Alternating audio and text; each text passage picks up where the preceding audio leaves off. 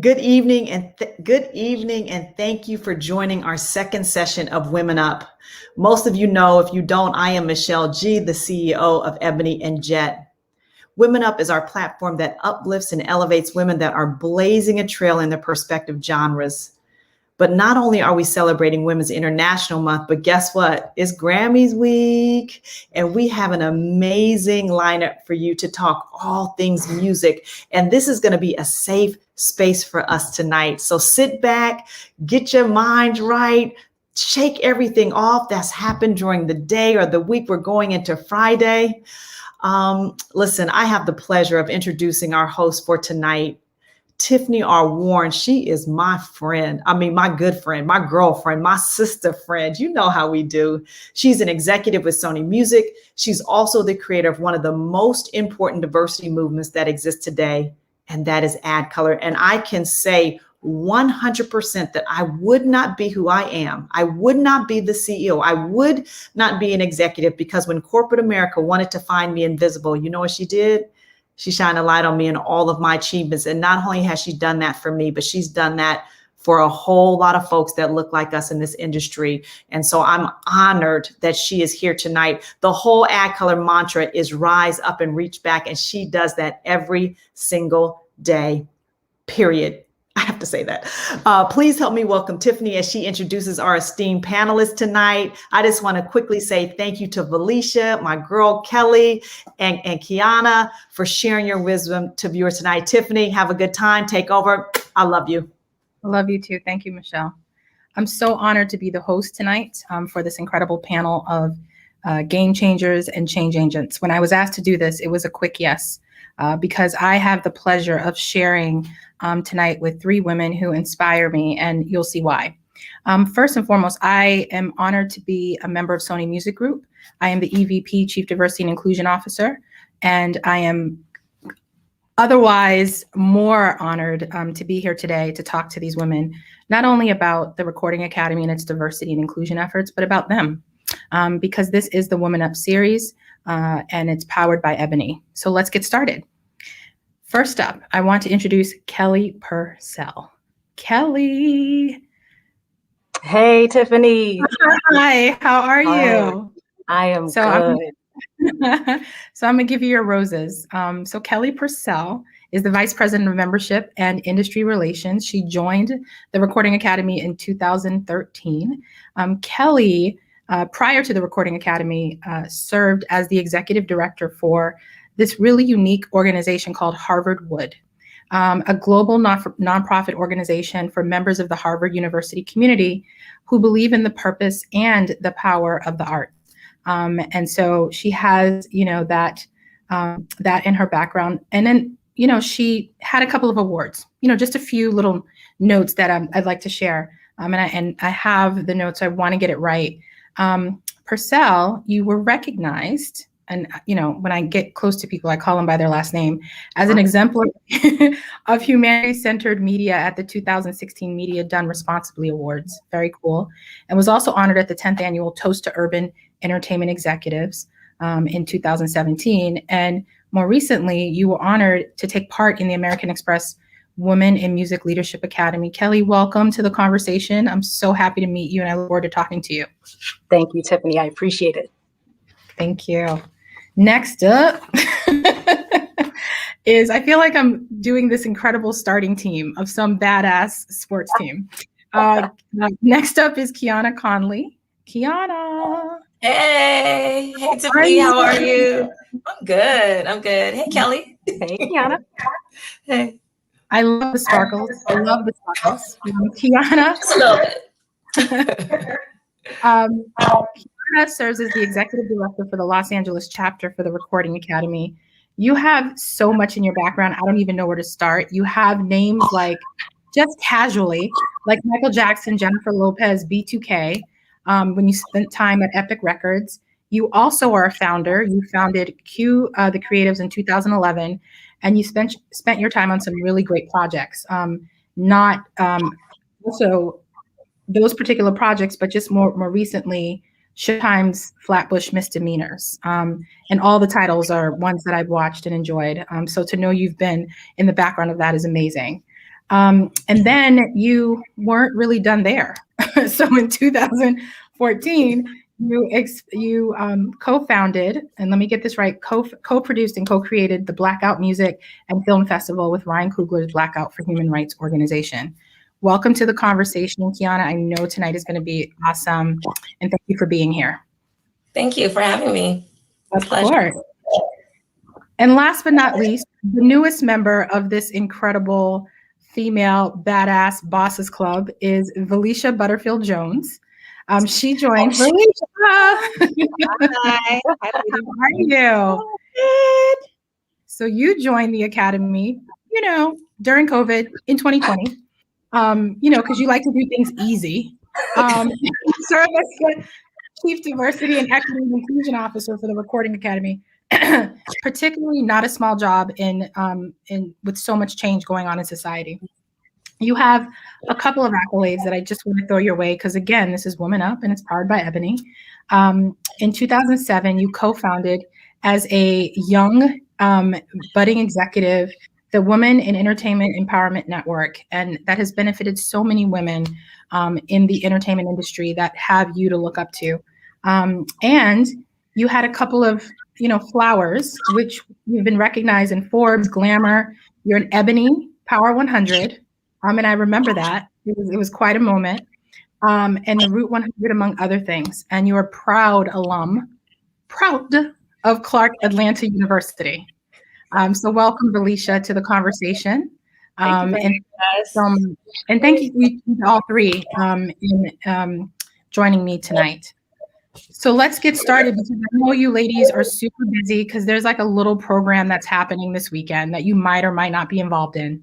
So I wanted to take more time because before we got started, we talked about the fact that even though it's virtual, it's still quite busy and it's still quite intense. And all of you have very, very intense jobs in terms of bringing not only the Grammys to life, but making members feel seen and heard.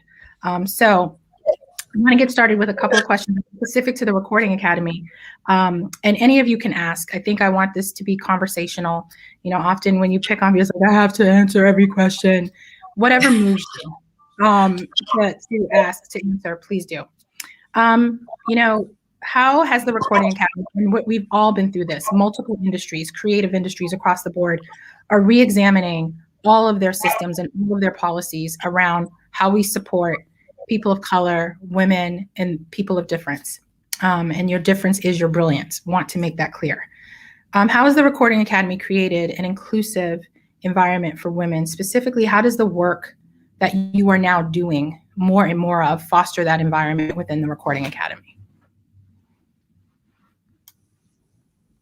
Well, I'm happy to start. And I first just want to thank Ebony and our sister Michelle, newly appointed CEO, for hosting us during such an important week and during such an important time in our history. And so just thank you, Michelle. We love you. And of course, Tiff, thank you for being a fabulous moderator. And I think for me, the Recording Academy is a 63-year-old organization in a new chapter of change. And when I joined the Academy just under a year ago, I was immediately embraced by the two women that you see on the screen. And I think it's important to first just talk about the experience before we talk about the goals. And I think of, although I, done a lot of work before the Recording Academy, I was still very new and very nervous when I accepted this role and started on day one. And I just remember Qiana and Kelly embracing me, sister to sister, Black woman to Black woman from the very start. And I think sometimes we underestimate how critical those small moments are because they really create an environment and a culture and an experience for us as women that is like fully who we are, right? So I knew from that moment that I met each of you that I could show up as who I truly am and do it unapologetically. So just thank you for that gift. And that's what I've learned about the Recording Academy. It truly is a culture and an environment that embraces difference. We are on a journey of becoming more inclusive and making sure that belonging is at our core. But And I want to toss this to Kelly in a moment because I can't take any credit for the amazing leadership that Kelly and her team have had around membership.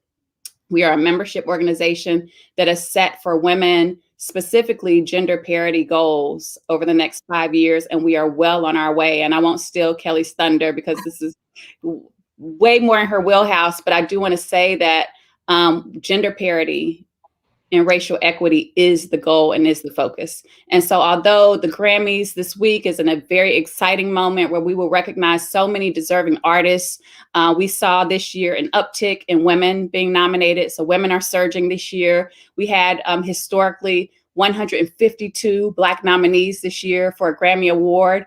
The work doesn't stop on Sunday. The work is year round. And so gender parity is definitely a focus, and membership is at our core.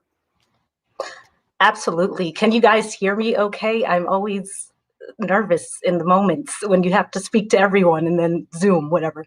Anyway, thank you so much, Valeisha. I appreciate those flowers. And I also want to echo my thanks to Michelle and Tiffany. This is such an honor to do this, and love gather. I have my Black Girl Magic earrings today, guys. But Valeisha said it really well in terms of the work being 365 days of the year. And it's funny because I'll get comments from friends and family, what do you do the rest of the year? We do a lot. And if I can take it one step back from membership, just with respect to the overall mission of the Recording Academy, I always tell people that there is no Grammy week, there's no Grammy show, there's no Grammy celebration if there's no music, right? And no people who make it. So that's what wakes me up every day about working at the Recording Academy, is that the Academy's overall mission is to represent and advocate for all music creators and the professionals and the crew that work behind the scenes. And our members play such a crucial role in that mission.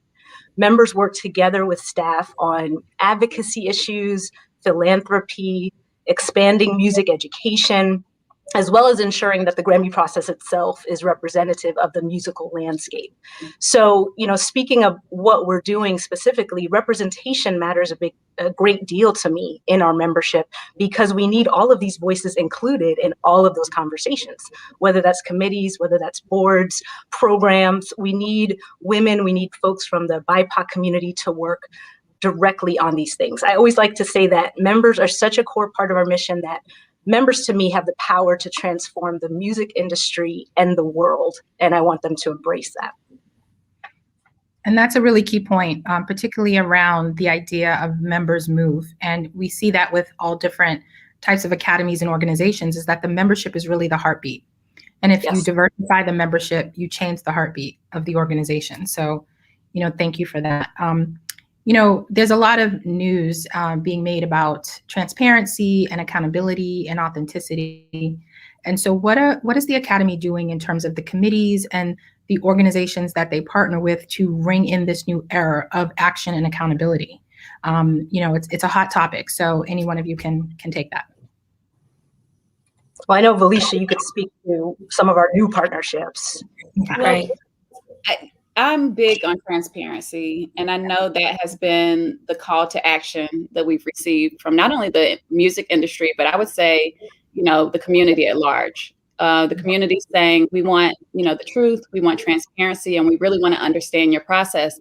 And so I think it starts with having honest conversations like this, where we get in community with each other, we, pull up the veil, like strip away the filters, and just really have honest dialogue about the changes that have been made, but still the work that is left to do.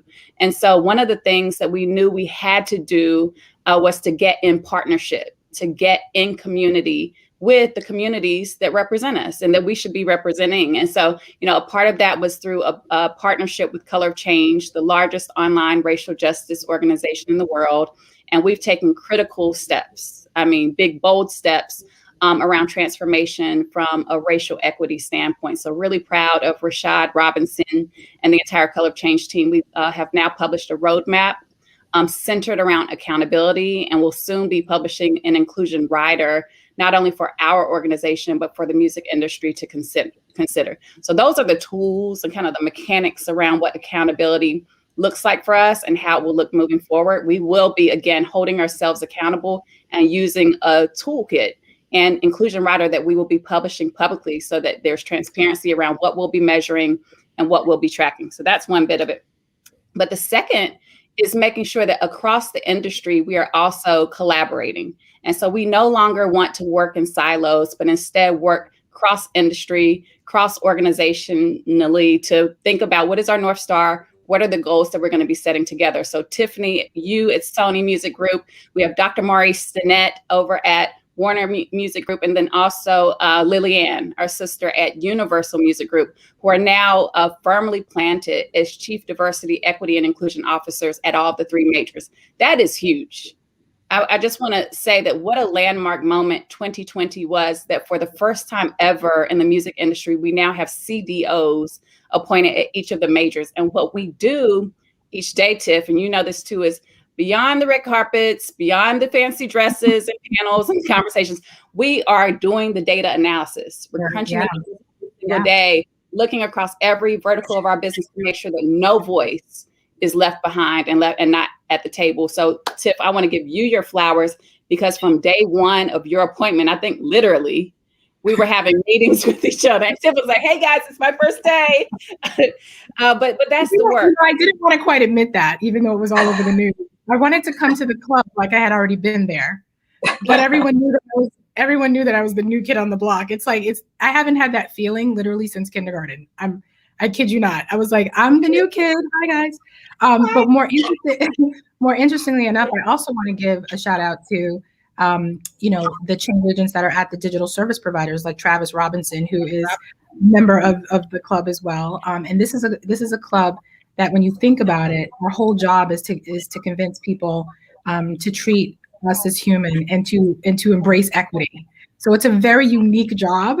But all of the individuals and my colleagues that I've met, including Valeisha and you, Qiana and Kelly, we all are on this road together. So it's really, really exciting. I would love to just add to that, just talking about on a local level. Yeah, no, just, and on a local level, what we're doing in terms of following that North Star that Valeisha and Harvey and Kelly have been sort of establishing for us as chapters, within the LA chapter. It's really about also hearing from our actual members, right? And taking into account what's important to them. And a great example is there was a program that we produced in LA that was called Care for the Culture. And it was something that at the time, it was something we were planning before it rolled out as sort of how we were going to honor locally and nationally some of the things that were happening in the month of June. And then everything happened in terms of with the social injustice around the George Floyd movement. And it was already a call that we were answering to what was happening in hip hop music, with so many suicides, with so many of our young brothers dying. And it was really something that we were planning for that just was nicely sort of swept into what was happening. And I think that's one of the things that you're also finding within our organization. It's our way of listening both on a national scale, but also on a local scale, right? Yeah. Really hearing what's important to the community right now. What are some of the ways that they want to gather? What are some of the issues that are hot topics in the studios that they want to bring out to the platform, and that they really want the voice of the Academy to bring that spotlight to? And I think that's something that all of the chapters, there's 12 of them across the country that serve our membership body, have been doing really well and are looking to do even better. Right. Yeah. And it's because we've had this direction that has been shaped by the work that our diversity, equity, and inclusion officer and team have been doing. They've given us sort of the open doors, so to speak, to be able to really very quickly answer the call of our community on a local level. And I would I'll also add to that just by saying, I'm sorry. I was just going to say, I'll add to that in terms of there's just something about being intentional, right? In the way that we approach every aspect of our business, like Valeisha said, every vertical. And that intentionality, and you know this well, Tiffany, requires rigor. not just for our organization, but for the world. I always joke with people that it's downright scientific. So, I'm grateful to leaders like Harvey and Valeisha that help keep it so top of mind right now for all of us as staff and stakeholders. And then Qiana, as she described, really carrying it out on the ground. What I was going to add is I was looking through, obviously, your bios before this conversation, and you touched on it a little bit, but I wish I thought of this title. Qiana, can you just talk a little bit about stay in, come out, and let's talk? Like, that is the best ever. It's so good. I wish I could take the credit, but all you're doing is giving me more ammunition to prove my point about us being great listeners. Truly, that was a title that was brought to, we were brainstorming with our LGBTQ plus task force that we have as part of the LA chapter. And we were brainstorming on what we wanted to do. We knew we wanted to be a part of telling the story of amazing music creators and professionals that also connect to this community, and really make sure that we had their voices sort of heard and represented in our programming. And we were just brainstorming ideas. And one of our brilliant trustees, who has been with us for a long time and is a part of that community, said, look, we're all inside right now. So like, we're telling people to come out, but how can we come out when we're all going to be inside? And like, we need to tell people to stay in because they need to be staying in and taking. And they need to talk. No, I know. And then they need to come out and then let's talk. And we were like, that's the title. No, the best. So I can't take the credit, but we love it. And there will be more of that to come for sure. No, it's so good. When I read that, I was like, brilliant. And so I'm happy to hear that it came from the membership. So you guys, you as an academy have had a very busy week. It's an understatement. There's so much going on. But in particular, you have two events that are really shaping the conversation about diversity, not only within the Recording Academy, but within the industry, with Women in the Mix and the Black Music Coalition, Action Coalition. And so why was it important to not just establish an advisory board and a coalition, but also to establish a North Star of events where people can come to a platform and have real conversations? As you always say, V, like, just take the filter off and just have real conversations. I caught some of it and I was like, this is pretty special. So why, I mean, obviously I know the why, but how have you guys received it and what have you heard about it since you've kicked off? I think it's one of those things, right? And Qiana and Kelly said it earlier around representation matters. And so we don't want to just be in our offices or our virtual offices, doing the work without amplifying the voices of creators and musicians and artists. Like, that's really, a big part of our strategy to make sure that, we are amplifying the voices, especially of those who are behind the scenes. And the reality is that 2% of producers and engineers are women. And that startling statistic has to change. And so, we kind of got in the lab and we said, all right, what do we want to do for Grammy Week? And, it's my first rodeo, so I didn't know what to expect. And so I went big with the vision because I just didn't know what, if any, obstacles there might be. And to be honest with you, there were not any. We had two historic events this week that I am so proud of. The Women in the Mix event had everyone, truly intergenerational, from Saweetie to Chloe Flower to Cyndi Lauper and Sheila E. and MC Lyte. And, I can keep going, of just women who came together for one common goal: to lift up the women who are producers and engineers behind the scenes. And then last night's Black Music Collective, from Quincy Jones to, you name it, just all Black influence in the building. And it was one of those things that, as historic as it was, and it was the first, but it will not be the last. And I knew that we had to make a footprint that was so large this year that, next year when we are outside, really get in community and love up on each other in the way that we need most, right? And so that's what it was about, like building community, amplifying voices, and making history. Yeah. I'll add to that. These ladies know, I always joke, I'm part nerd. I'm actually a lot nerd. And, I know a lot about data and the importance of it and analyzing it and gathering it. Very, very crucial work. But it really all works together for good. right? So you have your office, your desk work, where you're analyzing the data, chewing it apart, trying to figure out the next steps forward.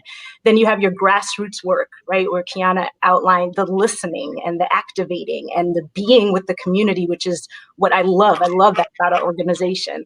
And then there's the storytelling, right? And the raising awareness that we have to do, because we have a powerful platform to do that.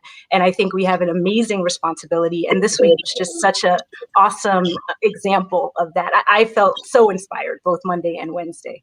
Yeah. And I mean, and hopefully those watch as well. No, go on, Valeisha. I just have to shout out the team. Ryan Butler, Ash, the entire team behind the scenes that, I mean, just pulled it off flawlessly, that you all don't always see in front of the camera, but who do the work every single day. They're the real stars in this. And I just want to give them their flowers because they absolutely love it.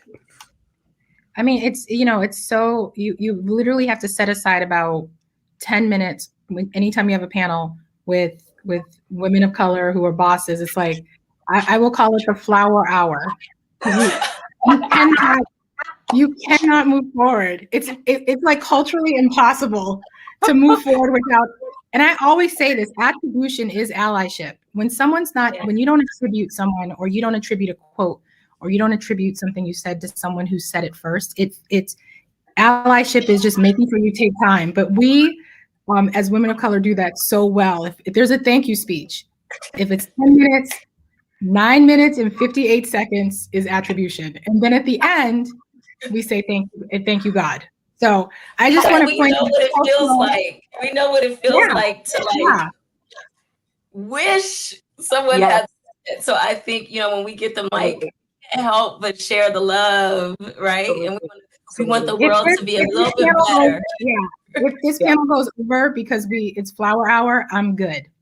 So I have to shout out my boss, Ruby Marchand. She is queen. She is. Credit is due, right? And she's just totally infused our culture with that. We can't help it. We're like, no, Ruby said that. No, that was Ashley. No, that was, we can't help it. Totally. No, I agree with you. I just wanted to, I wouldn't be a DE&I officer if I didn't point out a cultural moment. You guys have touched upon a lot of things. And so you've really, answered all the questions. So the panel, it's going to end right now. Just kidding. No, I have a couple more questions for you. But you're doing such a great job. It's like, I don't want to stop you. But you know what? You talked about launching these historic moments this week. And certainly I think across the board and across the industry, there's a feeling of excitement and energy and real collaboration that's super special. Certainly, Valeisha, you've had multiple blueprints in different industries. So, I think you've gotten to collaboration faster each time. And I think about that as well. It's like, you already know. You talked about the bigness of your ideas for Women in the Mix and the BMAC. And so I think that, you got there faster. And that's important because the sense of urgency that people have regarding change, and the word time is often a trigger for people. So that sense of urgency, seems to be a through line in everything that you all are doing on behalf of the Academy. But what do you think the future of the music industry looks like to you? That's a big question. And certainly you each have different tenures at the Academy. You have different perspectives, but what does the future of, this beloved business look like to you? I can go first. I think for me, the future of music is not just diverse, but it's equitable. And I'd really like to see more women and more folks from the BIPOC community owning their own destinies, whether that's owning your masters or having your own distribution company or whatever the case might be. And we've already made a lot of strides in that.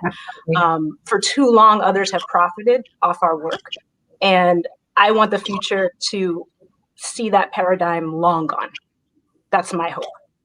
Yeah, that's amazing.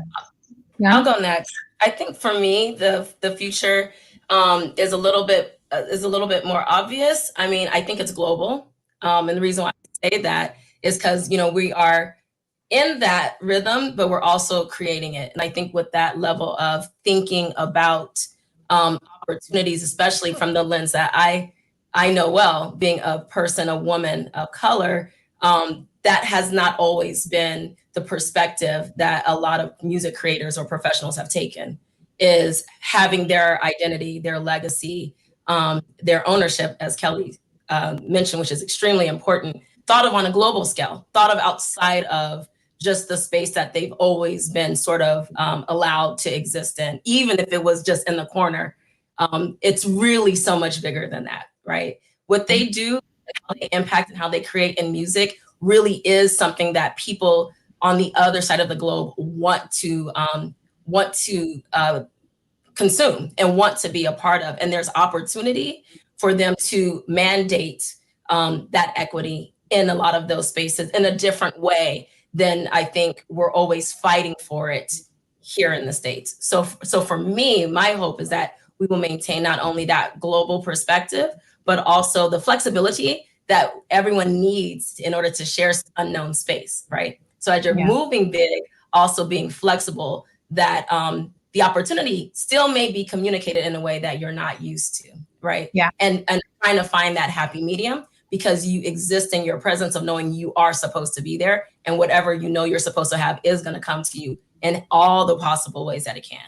So that's my hope for the music business, and particularly women of color that are in music. I love that. And just a quick footnote, because people always add an extra D to my organization's name, Add Color. I want to say the Black Music Collective. I went and added a couple of extra letters.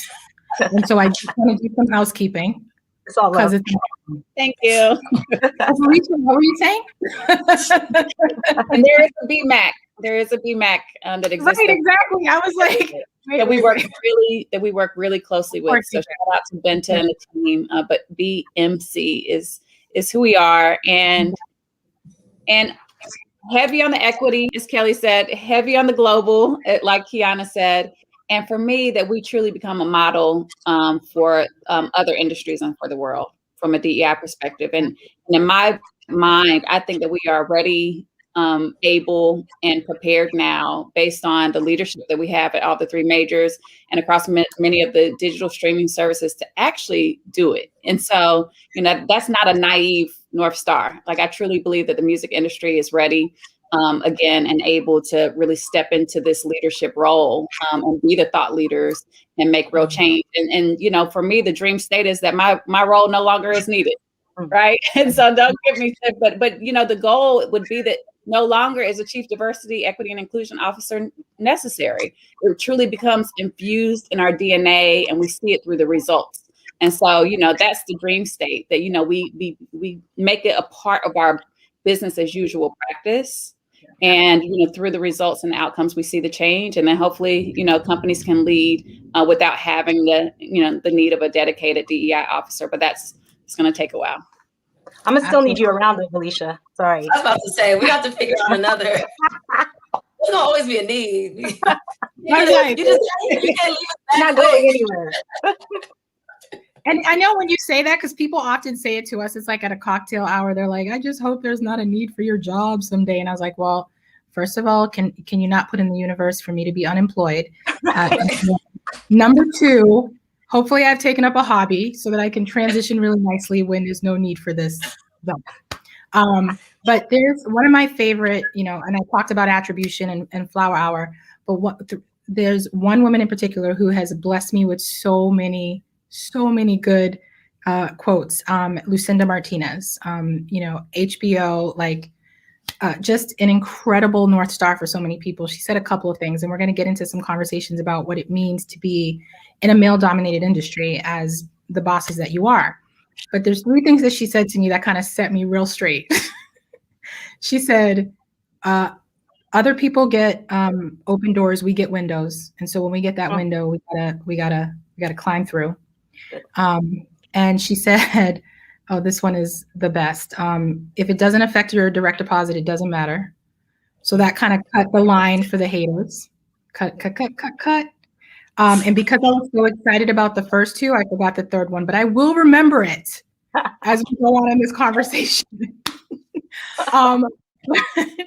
But with all that being said, this is Woman Up, and this is, we partnered with EBONY for this conversation. And so, the last part of our conversation will be focused on you as female executives in the business. And so, in a obviously male-dominated industry in all the ways, in all the corners, what has inspired you to push forward? Many of you have transitioned from different parts of the music business or even different industries, but what has inspired you to push forward at this time, at this moment, in this job or in this position? That's a great question. I'll go first. I think for me, having been a member of the organization for about 10 or 15 years, and then having served on the board that I'm now the executive director of, it's been a real full circle commitment for me, right? And it's been, in a weird way, a part of my purpose without me necessarily knowing it, right? It was just about answering the call. And I think that has always been my position, both in this position and any other jobs I've ever had. It's been being able to answer the call. And I really believe that there's purpose in me being who I am in this industry. That has always been the drive, right? So from my personal journey has always been about being willing and open to what space that looks like, and then showing up, doing my best, right? And I think as it relates to this particular job, that is still the drive, right? It is the showing up every single day. In the most transitional season this company has ever seen, right? It is also showing up in the unexpected ways where you are in a male-dominated industry and you're still in little ways having to demand that respect, right? But getting past that, not letting that be that block. And then I think as it relates to what we're doing in the future, it is going to continue to push that drive, which really I'm here for creators. I'm here for their journey, and I'm here for my dream is a part of them actualizing theirs. And so that's been my personal driving force. It's just really showing up and answering that call. Yeah, I'll piggyback off of that in terms of, your love for creators, which I know you have that deep, Qiana. For me in my career, I think it's just been my unwavering belief in the power of the arts, particularly music. I'm a music lover. No matter what setback I faced, I just knew that my destiny was somehow tied up in demonstrating and helping to facilitate the purpose and power of the arts in our society. And if I can quote the awesome Jimmy Jam from our event yesterday, the inaugural Black Music Collective event, he said, "How do most people remember the alphabet? By singing it." Right. And I turned to my husband like, "Oh my God, he's so right. Like, that is how you remember it." And talk about the power of music, right? Music inspires, it teaches, it elevates, it empowers, it soothes you. So you just can't deny it. And I think that's just what has kept me going. It's like I couldn't help it. I needed to find positions that championed that idea. I love that. I mean, you know where it is for me to, there's a generation of girls watching us right now. Right now. It literally is speak, watching this conversation. And now wondering or knowing even that it's possible purely because we are here. And so, I would say, my response would be, if not now, then when? If not us, then who? Right? I really believe that 2021, the guard is changing. Right? Black women have a seat at the table now. And if not, we're going to build our own. And so I am so inspired by every single woman in this conversation and every single woman watching. Right? And I think so often we get caught up in who's receiving the recognition, who's getting the award or walking across the stage. But this is the real vibe and energy is what you see here in the offices, the way we support and lift each other up, the way we show up in rooms. And I know now, and I didn't have the same confidence that I do today, even 10 years ago, but I shake every room that I'm in now. Like it is intentional because I know the more I take the room, the more I put a dent in that glass ceiling, the easier it's going to be for the next girl walking in our shoes. And so, we're shaking the room, we're doing the work that needs to be done, but then we're going to get out of the way. Right. And let the next generation lead even more boldly than we did. Absolutely. And I think part of that too is making sure that the next generation, even the current, is promoted not only on just their performance, but their high potential. And so, I think about the Fearless Girl statue that sits in New York, and it has shards of glass around her now, because it's really time to break that ceiling that so many of us have looked up for years and never thought that we could. So thank you guys for your input on that question, because you're right. The streets are watching, but also the young girls are watching, just like we did.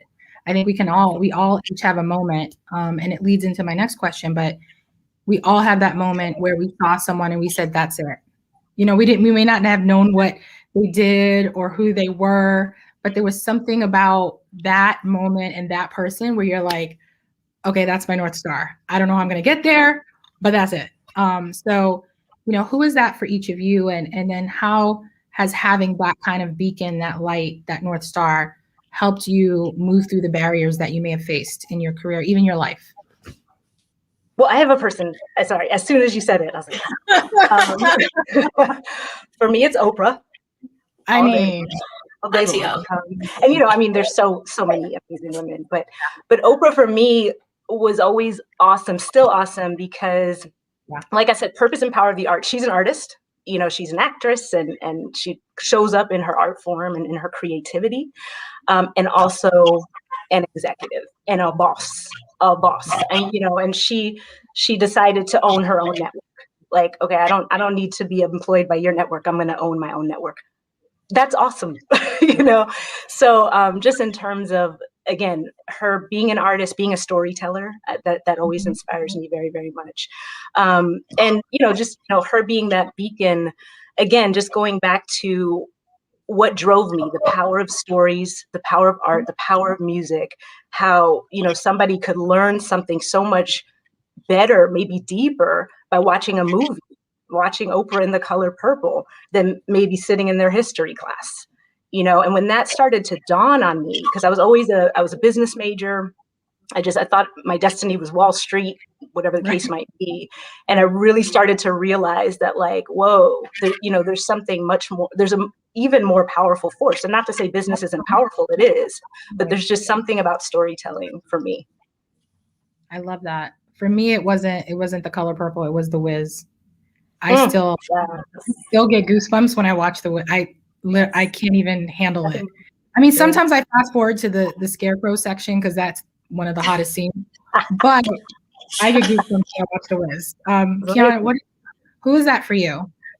I have two. I'm going to take the time to give two roses. I got to give 2 roses, but I'll make it quick. Suzanne DePass was the first one. Because not only her ability to identify, find, cultivate young musical talent, but how she also then transformed doing that as a producer. So she was always someone, when I was a young, business major as well, but a music industry minor at USC, like I was just like, okay, who has already done this that looks like me? I was like, oh, Suzanne DePass. She was definitely one. And then in that same spirit, that same journey would be Miss Deverly. I mean, honestly, just the legacy she has left our people, who she is as a professional, as a mother, as a visionary, and how she's reformed and shaped the legacy of our culture. That's then, being put in this form, in content and production and TV and film. I just love that. And those two women have always been a little bit of, a little bit of a guide for me. So Suzanne and Deborah, big hearts. Valeisha. I'll give mine up to Sylvia Rhone. And it's her birthday today. Is today Sylvia's birthday? Sylvia. And Sylvia for me, because I remember being in law school as a 1L, desperately wanting to move to New York City and work in the music business. And I cold emailed Sylvia. She didn't know me from anyone. And she responded. And she never does that. She responded and took a call with me. And then years later, when I had the first ever WEEN meeting, she came.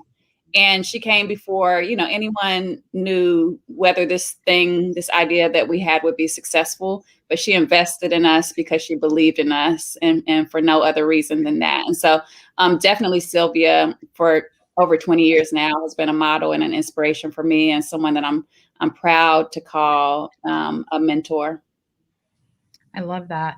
I have so many that they may be watching that I'm just going to say I love you all. I love you. You'll get in trouble. You'll get in trouble. I will never do that. So what's hard to choose? Okay. So one my godmother, who has worked for McKinsey, who was the admissions director at MIT, who was one of the first CDOs, particularly in consulting. The list and her achievements are beyond. Her and my mom have been best friends for over 50. I won't say the number because they'll kill me. But all of that to say, I remember when I was about 11, I was going into a private school, and she knew that I would be faced with a world that was unusual and that was very different from my own. And she said to me, "You are who you're with in terms of your friends. Choose wisely." And she talked about this concept of delayed gratification, meaning it feels like right now you don't have what you need. You're going to see people with so much, and you're going to feel a certain way, but trust me, it's coming to you. And so I'm getting that imprinted in my brain at 10 to 11. She was right on both fronts. And so, my godmother, Peggy, and of course my mom. I mean, my mom, I think, I have so many icons in business and entertainment and in advertising, the industry that I was in for 24 years. But, all of that would not be possible if my mom did not set aside her dreams 40 something years ago to have me. And so I'm always in service and in a constant state of thankfulness for my mom, who was a young mom. And so those are my two North Stars, and they just happen to be best friends. So I lucked out. We have to shout out the moms. I'm sorry. I was about to say, Sorry,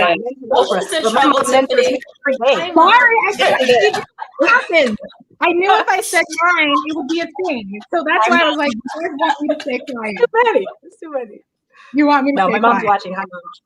Listen, it's a given. Moms rock. Moms rock. Yes, I do want to end with one final note, which is, imagine looking straight into the camera and you have a young girl. You can imagine what age. It could be a 5-year-old. It could be 23. It could be 50. What is one sort of message of hope? Because just from a society standpoint, Black women have had a really rough time these last couple of weeks. And so my thought is, what could you say to women of color, particularly Black women, as we want to surround them just because of all the messages and conversations that are happening? What would you want to say to someone right now that may be watching or listening? I'll start and just say to any young girl watching, in the words of Elaine Welteroth, when the world tells you to shrink, expand. This is our year. This is our decade. It's your time. And so whenever you're in a room and you feel small, remember that we're with you. You have an entire village of women and Black women standing right by your side. Even if you don't see us, you can feel us. And just speak more boldly into your truth, because you truly are worthy. I love that. I would add to that and say, trust your gut. If something doesn't feel right, then it's probably not right.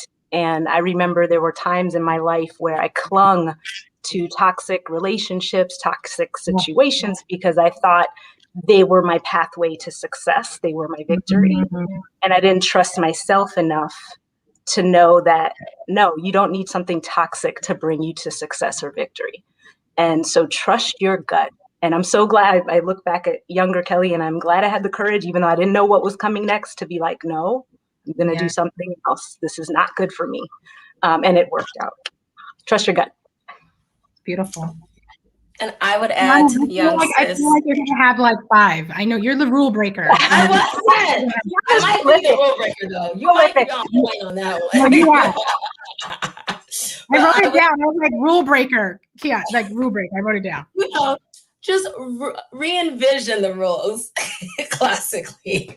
But I would say to young sis to keep the faith, and then don't be afraid to be your boldest, truest self. There is only one you, and all need you in order to be who we all are meant to be and who we all embody and who we all reflect. So that would be my only last bit of words of advice is be brave enough to be yourself. If you are quiet, be quiet. If you are loud, be loud. If you need to take rest, take that rest. But be unapologetic about existing in your own presence and in your own self. And I love that's it. Can we drop them? I knew it was. I knew it would start with like a rule, but I was like, we're going to talk about reinventing some rule. That's what she does. But no, and honestly, like I tell this to, I have a lot of mentees, and I tell this to them all the time, just because everybody's constantly going through some trauma or pain. So, many who are watching this know, this is my mantra, particularly with all the messages that we've been receiving. In life, there's good trauma and there's bad trauma. So good trauma is you get married, you have a baby, you buy a house. Bad trauma is you get married, you have a baby, and you buy a house. It's the same thing. Just got to look at it, two different sides of the coin. But then what I think people are stuck in, and COVID has kind of proven this out a little bit, is what life was and what it actually is. And transitioning from what you think life was and the normalcy and what it actually is. Look at what life is, a toxic relationship, you're not being promoted at work, whatever it is, just like attack it head on.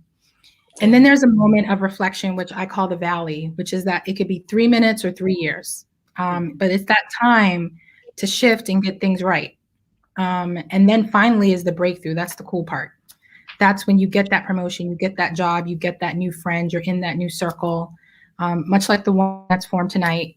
And you move forward in your purpose. And so if anyone's watching, think about what part of that you're in, and know that you'll get to that breakthrough. And it's a really beautiful place. So I think I'll end there and thank all of you guys for, y'all, because, got to work on the guys part. Oh, right. Diversity officer.